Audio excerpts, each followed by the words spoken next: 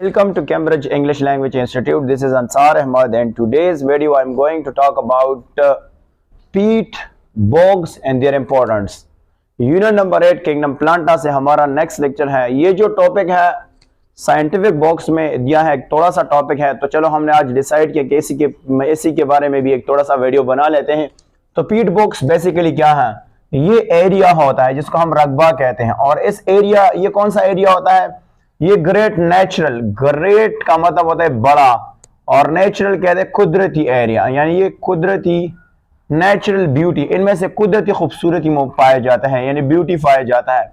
और इनमें से जो है कौन सी चीजें ज्यादा होती है? यहाँ पे एक बुक में वर्ड क्या रिच, रिच का यहाँ से मतलब ये नहीं कि अमीर होते, यहाँ से अमीर से मुराद होते हैं कि इनमें से प्लांट्स, इंसेक्ट्स और एनिमल जो है ना ज्यादा पाए जाते हैं। तो इस एरिया में कौन सी चीजें ज्यादा पाए जा सकते हैं? तो आप इसको लिख सकते हैं, रिच हो सकता है कौन सा चीज? नंबर 1, इनमें से प्लांट्स ज्यादा होता है, प्लांट के साथ साथ इंसेक्ट, और इंसेक्ट के साथ साथ एनिमल्स भी पाया जाता है। ये वो एरिया है जिनमें से ये जो आपको मैंने लिखा है ये ज्यादा नजर आता है। ऐसा नेचुरल एरिया जिनमें से प्लांट और इंसेक्ट और एनिमल ज्यादा होता है, इसको हम कहते हैं पीट बॉक्स। अब ये जो पीट है, पीट एक्चुअली जो हम कोयले के तौर पर इस्तेमाल करते हैं, वो कोयला वाला ब्लैक सा लकड़ी होता है, पर यहां से वो एरिया जिसमें से प्लांट भी ज्यादा होता है, इंसेक्ट भी ज्यादा होता है और एनिमल भी ज्यादा होते हैं, उस एरिया को हम पीट बॉक्स कहते हैं। अच्छा, अगर हम थोड़ा सा और देख लेते हैं कि ये कौन सी चीजें खाते हैं।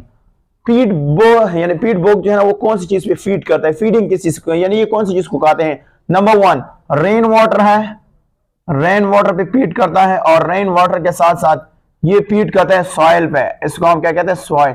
अब ये वो कौन सा soil? That builds up its own water table and acidity. अब यहां से वाटर टेबल से क्या मुराद होता है? यहां से वाटर टेबल से मुराद होता है underground area where the earth surface is situated with the rain water, उसको हम क्या कहते हैं? उसको हम वाटर टेबल कहते हैं। अच्छा, ये दो चीजों पे फीड करते हैं। अब हमारे पास एक मोस है जिसको हम पीट मोस भी कहते हैं, इसका नाम है स्पिग्नम। हमने पढ़ा स्पिग्नम मोसिस जो है ना, स्पिग्नम मोसिस, ये हमारे पास क्या है? स्पिग्नम मोसिस।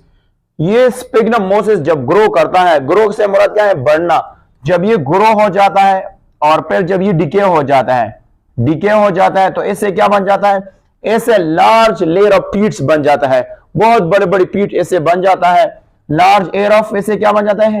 एयर ऑफ पीट्स बन जाता है। अब ये पीट्स आगे किस में कन्वर्ट होता है? ये माउंट्स में कन्वर्ट हो जाता है। अब माउंट्स क्या चीज है?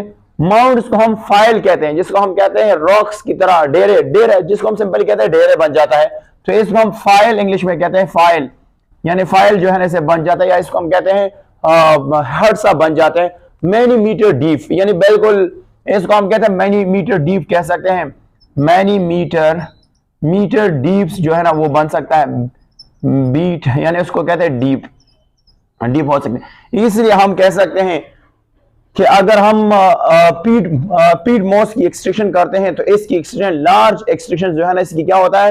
वो इम्पॉसिबल होता है। अगर हम, आपके बुक में लिखा है व्हाई सस्टेनेबल, सस्टेनेबल का मतलब मेंटेन, लार्ज स्केल एक्सट्रैक्शन जो है ना वो क्या है? एक्सट्रैक्शन किसका मतलब? एक्सट्रैक्शन का मतलब होता है एक्सट्रैक्ट करना यानी हासिल करना। लार्ज स्केल, जो लार्ज स्केल है यानी स्केल एक्सट्रैक्शन जो है ना, एक्सट्रैक्शन जो है ना वो क्या होता है? वो इम्पॉसिबल होता है, इसको हम कह सकते हैं इम्पॉसिबल।